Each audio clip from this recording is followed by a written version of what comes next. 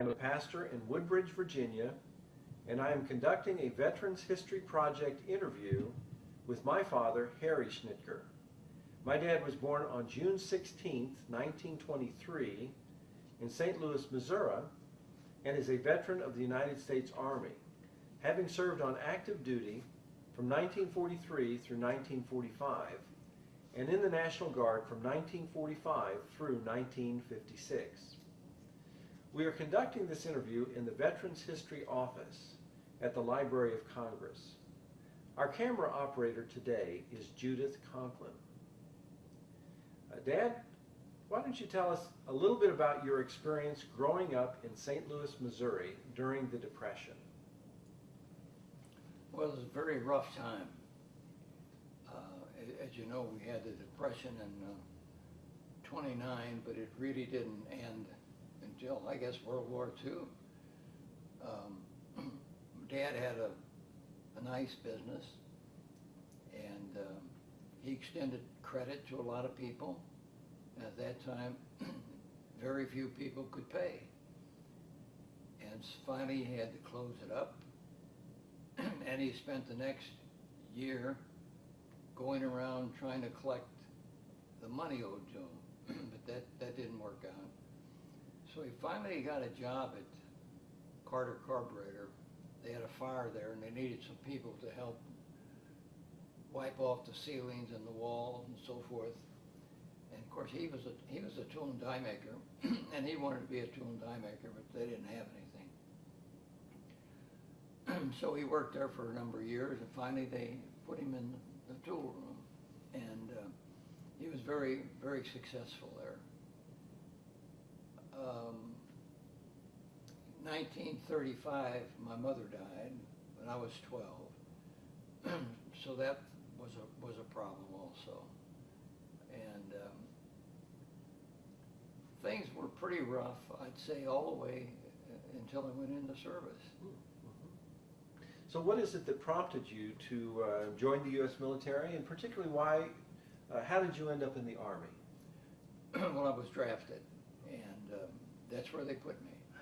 I've learned a long time ago, whatever they say goes. All right. So were you drafted shortly after Pearl Harbor? No, I wasn't drafted until 1943. Okay. Pearl Harbor was, of course, 41. Okay, so when you were approximately 20 years old, yeah. You were drafted into the Army. Yeah. All right, well, discuss with us some of your early days in the U.S. Army. For example, your experience in basic training. Well, we went to Fort Lewis in Washington, where we had basic training, and I went through the basic training with the K Company, and then they came around and they asked each company to send someone to work in the office. So for the next 6 or 8 months, I lived with the K Company, but every morning I got up and I went to the office. So I missed a lot of their daily stuff. Now when something big happened, like a 20-mile march or going to the rifle range, I went back with the company. But for the most part, I worked in the office. Well, how did you adapt to military life? I'm sure it was quite different than your civilian life, in terms of just your response to basic training and some of the subsequent training that you received. I think I adapted very well. Shot expert with the rifle. Never fell out of a march. And the only problem I had is after we got to France and they started feeding us K rations, C rations, I couldn't eat them. And as we walked across France, a lot of the people were very friendly. And they would come out and they would have apples. And they hand us apples as we walked by. And I lived on apples for a long time, until the roof of my mouth, from the acid, I guess, just scorched. Now, before we get to your overseas deployment, What were some of the other assignments that you, or training that you may have received prior to being taken overseas? Well, you know, rifle training, infantry training, nothing special other than what the normal infantry gets. Did you go to other forts other than Fort Lewis in preparation yeah. for deployment? Yeah.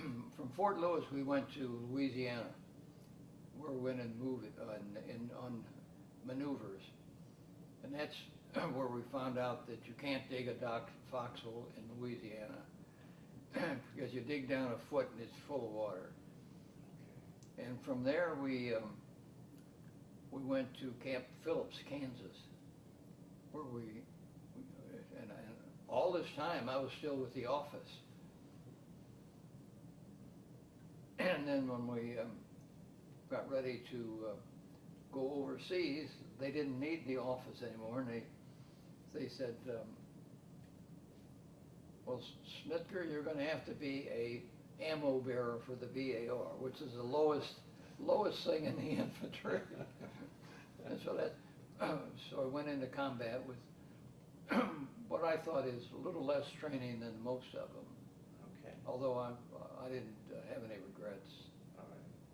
Well, let's transition now to your actual overseas deployment during World War II. Tell us, first of all, which army, which division, and which company you served in. It was in the 7th Army, 44th Division, 114th Regiment, Company K. Okay. Now, how did you travel to your first deployment? Also the time frame, and where did you first deploy into combat? We landed in Cherbourg, France, and for about a week we spent in the hedgerows of France, which are very famous, you know. And then we loaded trucks, and we went for a while, and then we unloaded and got on trains, and we went to the outskirts of Luneville, France, where we went into combat the next day. What was the approximate time frame of your arrival into France? We got in France about the 15th of September, and I think we went into combat about the same in October, about a month. Now, it's my understanding that your infantry combat included 3 countries: France, Germany, and Austria. That's correct. Let's begin by having you share some details and highlights regarding your combat experience in France. France was a tough fight. I mean, every day was another attack, and we pretty well went by foot all the way across France fighting. And we'd capture a town, we'd go to the outskirts and dig in. Sometimes we got a counterattack, sometimes we didn't. But after France, after we crossed the Rhine, we start riding tanks, which was a little easier on us.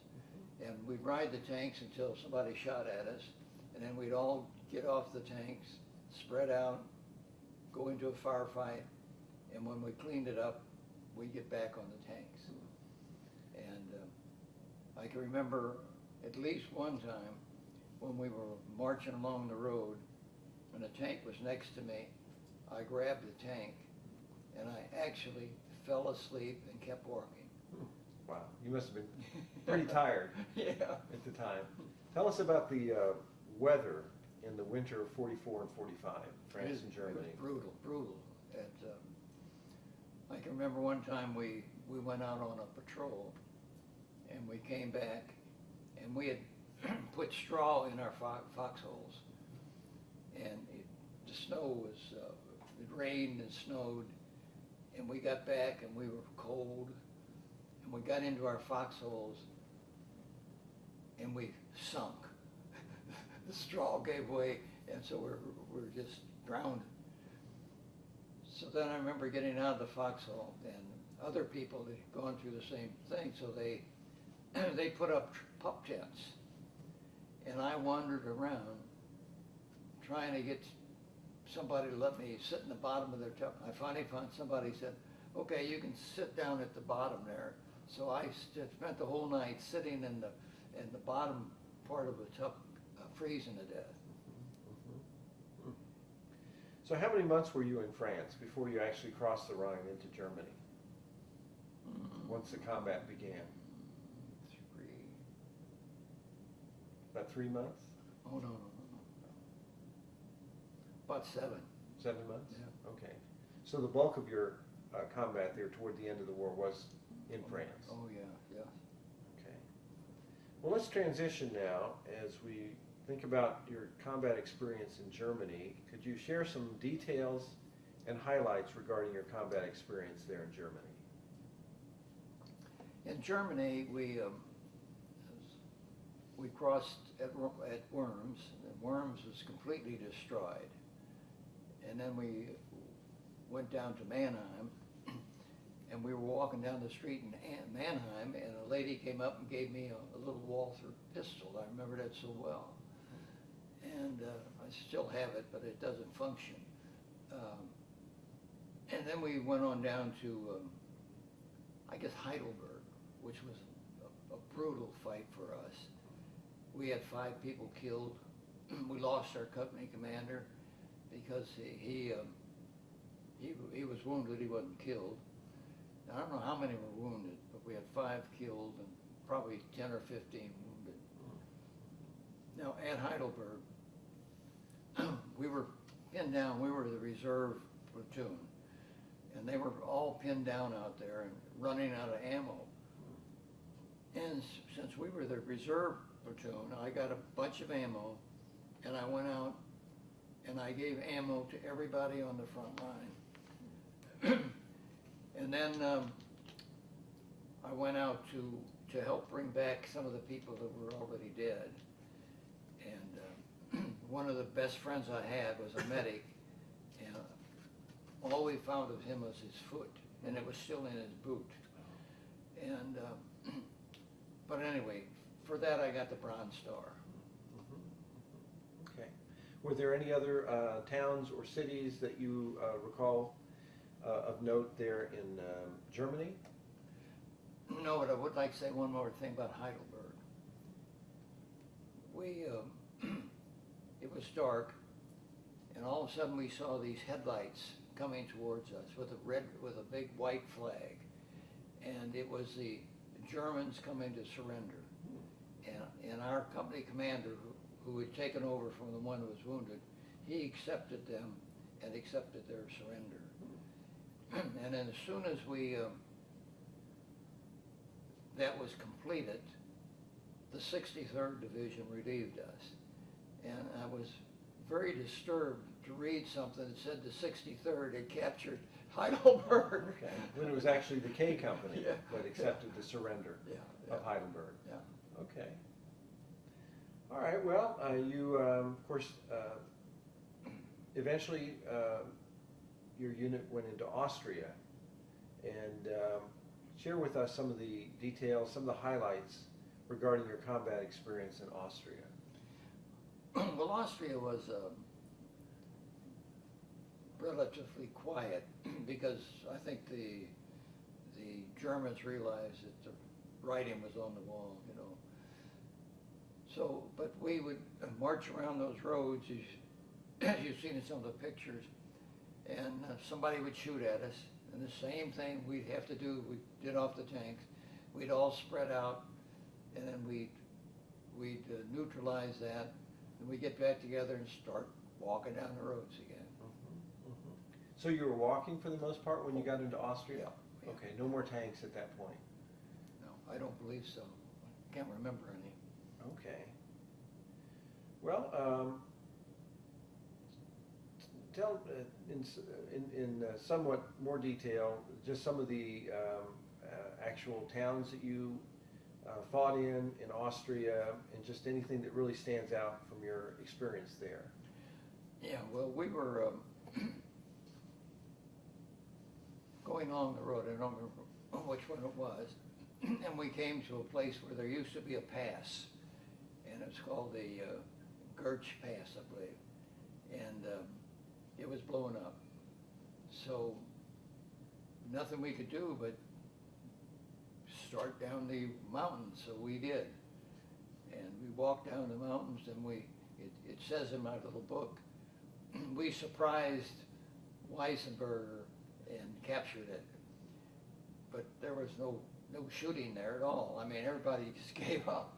So there were no German soldiers in Weissenbach by the time you got there, or they just surrendered in mass? No, what happened there is we, three of us, we had a German motorcycle, and we looked down at this little town of about 10 houses, looked like us, and we wanted to get something to eat, and so we all three got BARs, and that's a weapon that you fire 20 rounds with each pull of the trigger if you want. And we went down in there, and when we got there, people in the first house ran out and started yelling, "Bosch, Bosch." And I took my BAR and I just spread it over the field. And then we went in and had breakfast. And when we came out, there were about 10 German soldiers standing there with their hands behind their head. And we didn't really know what to do with them. I mean, we weren't prepared to take prisoners, but we did leave a guy with them. And I walked down to the last house where they came out and told me there was a Bosch soldier in the house. And I went in there, and there was an officer. He was on a couch, and he was bleeding. He had a Luger, which I took from him, and now one of my sons has it. It turned out, and he was an officer. We found out later that he was the officer in charge, and the 10 guys that we captured before were the people that blew up the pass. And they were just, I guess, running for as far as they could. But they decided to give up in this little town of Forshag. Forshag. Okay. Now, I understand you recently visited those towns in a recent trip to Austria. Is there anything you'd like to share about that? Yes, I went into Forchak, and I went up to several houses, knocked on the door, but nobody answered. And I asked several people in the street if they knew anything, and I described what happened back in 1945, and no one knew anything. The guy says, "I'm only 19, I don't know anything." So it was kind of disappointing. I wanted to find the house we had breakfast in. I wanted to find the house that we captured the German officer in. Couldn't do either. Now later on, when we got to Reutte, I found a book that looked pretty good, showing pictures of Reutte and everything. And I bought it. It was by a Dr. Lipp, L-I-P-P. And after we got back to our cabin, he called me and said he wanted to meet with me, but we were leaving the next morning. And he had written this in 2009, and he said he's very interested in what I had to say. And so I gave him my address, and he gave me his, and we're going to get together on the phone, I guess, or with emails.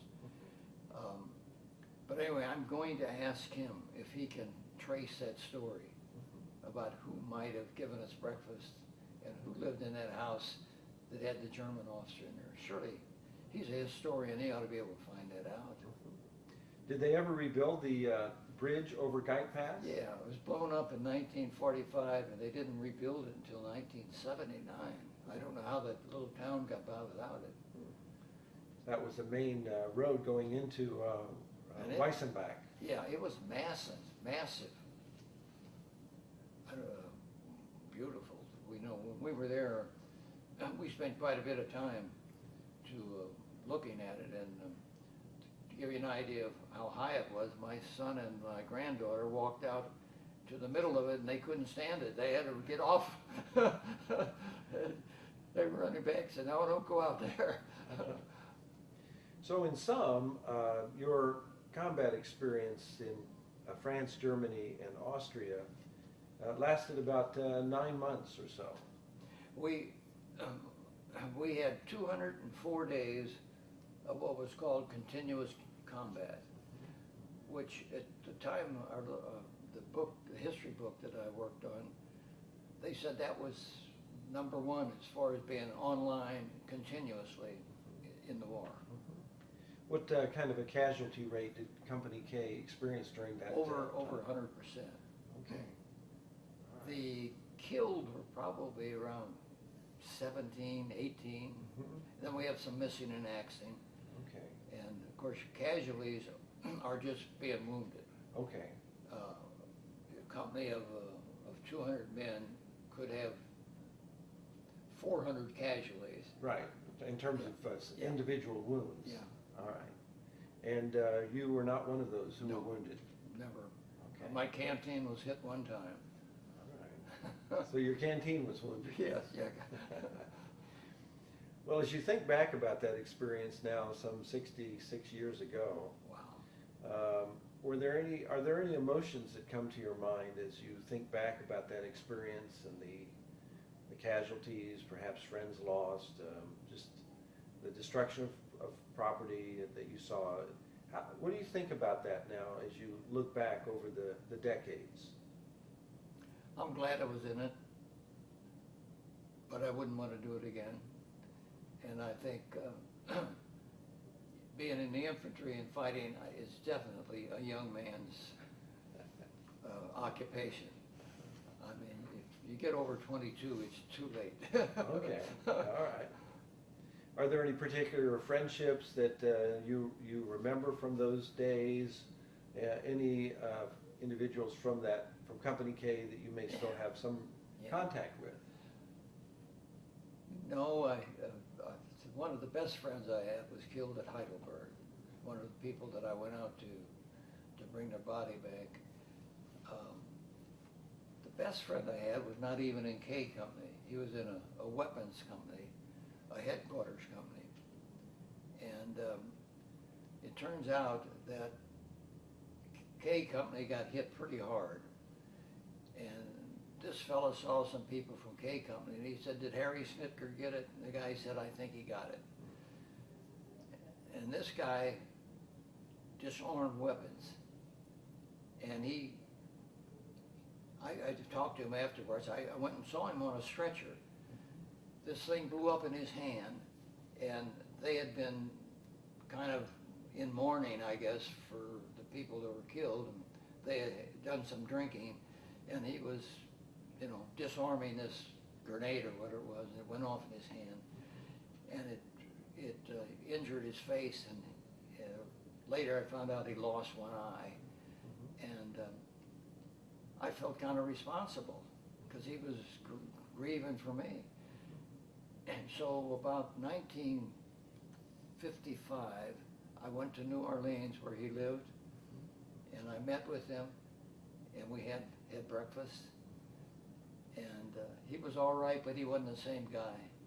He was such a friendly, outgoing guy, but it was gone. He was very unhappy. But I never contacted him again. Now, despite the unpleasantness of the experience, such as what you just shared, can you think back about any life lessons that you learned during your combat experience in Europe, and perhaps how those lessons served you when you returned home from the war? I think I learned that education was pretty important. They were the people that were the high officers. And I think I also learned to do what I was told to do. Being in the infantry is simply having someone tell you to move over there and move over there and go over those railroad tracks. And you have to learn how to do those things. Mm-hmm. Mm-hmm. Because a good leader is a good follower. Mm-hmm. Okay. Now, one of the assignments that you had after you returned to the States from Europe was a writing assignment. Could you show, for the benefit of the camera, the front cover of the book you wrote, and just tell us a little bit about that? Well, after the war ended, actually this started in Reutte, Austria. I pretty well remembered each town that we were in. And I found a fella, a PFC called, what was his name? Rosenberg. And he spoke pretty fluent German. And I thought he would be a good guy to help me write this thing. And he turned out to be excellent. Because in the book, you'll see some German phrases, which are his. Okay. And we just started with maps, and when we get to a place that neither one of us was too familiar with, we'd ask for help. And people would come, that were in the battle would come in and tell us what happened. Mm-hmm. Mm-hmm. But that's the way it was written. Okay, all right. Now, I understand that obviously when you came back from Europe, the war in Europe concluded about that time, but of course continued on the against Japan. Was there any prospect of your return to combat? The 44th Division was one of the first divisions to come back. We came back on the Queen Elizabeth, and to get 35,000 men on it, they split us up. Half slept in the bunks downstairs and half slept on the deck. And we flipped for it, and I got the one that slept downstairs. And we came back, and we went to Camp Chaffee, Arkansas, to train for the attacking the shores of Japan. We were one of the divisions that had been designated to make the amphibious landing. And I was home on a 30-day leave in August, and we dropped the first bomb, and then we dropped the second bomb, and Germany surrendered. Japan. Japan surrendered, and that ended the war. So that ended the training we had in Camp Chaffee. So we were discharged by November of 1945. Very quickly, because there was no reason for us to be training anymore. I understand that at that point you transitioned into the National Guard. Yes, when I came back, I really liked the military. Went in the National Guard. I went in as a second lieutenant, got a promotion as first lieutenant. I went to Fort Benning in 1951, and I got to fire every single infantry weapon, including the tanks. And came back, was made company commander, and got a captain's promotion. And then they transferred me to what they called S1, which is intelligence, and which put me in a position for major. And then I got an offer of a very good job in another city. So I left and moved to Wichita to be with Beech Aircraft. And so I wanted to stay in the Guard, so I went to the National Guard in Wichita, and they said, we only have one company here, and we have a first lieutenant that's a company commander. If you come here, you'll have to bump him. And I said, oh, forget it. So I joined the reserve, and I stayed into 1964. Okay. Well, a final question as we conclude our interview today. Are there any personal reflections as you look back at the entirety of your military service and what it means to you at this point in your life? As I said before, I'm glad I did it, but I wouldn't want to do it again. That's about the sum up. Okay.